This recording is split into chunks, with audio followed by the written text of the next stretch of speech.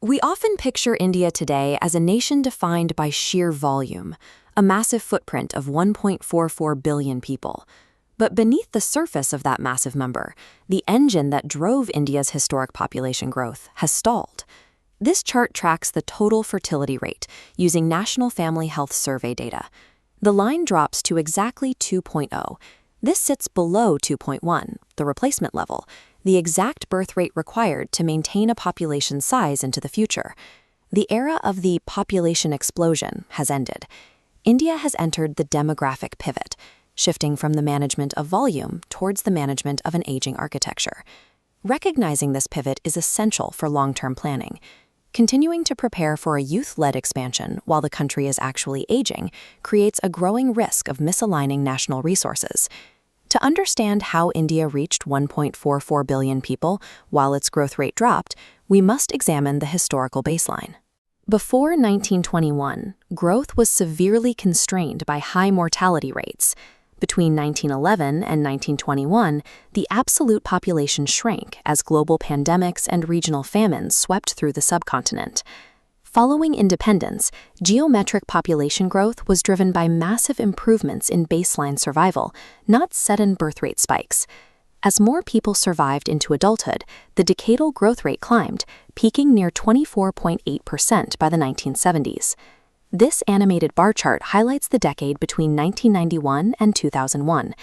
Even though the percentage rate of growth had started to decline, the absolute number of people added in those 10 years hit a staggering 180.6 million, equivalent to adding the entire population of Brazil.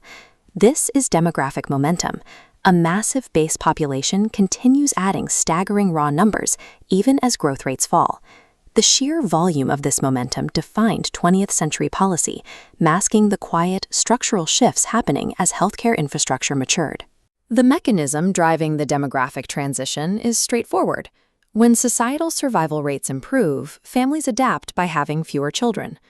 Between 2000 and 2020, improved medical interventions caused the maternal mortality rate to collapse from 384.4 down to 102.7. Over a similar time frame, the infant mortality rate fell from 66.7 to 25.5 per 1,000 live births. This dual-axis chart plots plunging mortality rates on the left alongside the trailing drop of the total fertility rate on the right. The fertility rate falls from 3.4 in 1992 down to 2.0 by 2021, officially crossing below the replacement line. The data reveals a new challenge. Policy must focus on the long-term economic viability of survivors, not preventing births.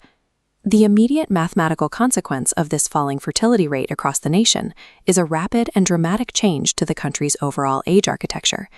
This 2011 population pyramid shows a wide youth base, with the over 60 cohort at just 8.6%. By 2050, the shape morphs.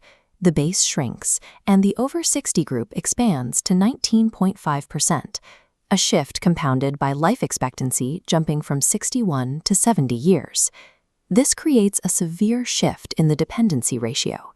While a drop in children temporarily creates a working age boom, those workers inevitably age into a significant elderly dependency burden. We can see the fracture in family structures in micro-case studies. The 2023 Kerala Migration Survey revealed that 42% of homes currently have no elderly residents, while 37% have only one. The celebrated demographic dividend operates on a strict timeline.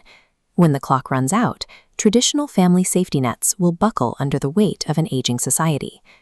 While the age structure shifts, physical distribution is centralizing in a way that creates a new set of constraints. Ecologists evaluate environments using carrying capacity, or Sanvahan Kshamata, the maximum sustainably supported population based on resources. The primary existential threat to India today is extreme, localized urban concentration breaching those capacity limits. Over 30% of the country's massive population is already living in highly dense urban centers. Projections indicate urbanization will hit 40% by 2030, placing catastrophic pressure on basic infrastructure like transit, housing, and water grids. Despite the immense wealth concentrated in these hubs, 0 Indian cities currently rank in the global top 50 for quality of life or sustainability. Compounding the issue, policymakers are attempting to manage this spatial shift, relying on decade-old census data. If a city's carrying capacity is breached, urban centers meant to be engines of the demographic dividend turn into traps of infrastructural failure. This visualizes India's macroeconomic successes. On the left, a rising per capita GDP curve sits beside a poverty bar dropping from 43% to 11%. But on the right, a new curve emerges, rising out-of-pocket healthcare costs driven by an aging demographic. Non-communicable diseases require long-term, expensive care, threatening to push recently uplifted families back into extreme poverty. The state must abandon outdated frameworks of population control and pivot entirely to population management. The first pillar of this management requires aggressively funding and redesigning urban infrastructure to raise the carrying capacity of expanding cities. The second pillar requires building robust, state-backed healthcare and elderly social security nets to protect the aging demographic. India has successfully stabilized its population growth. To survive the victory, it must now race to build the infrastructure required to support a rapidly aging, deeply urbanized future.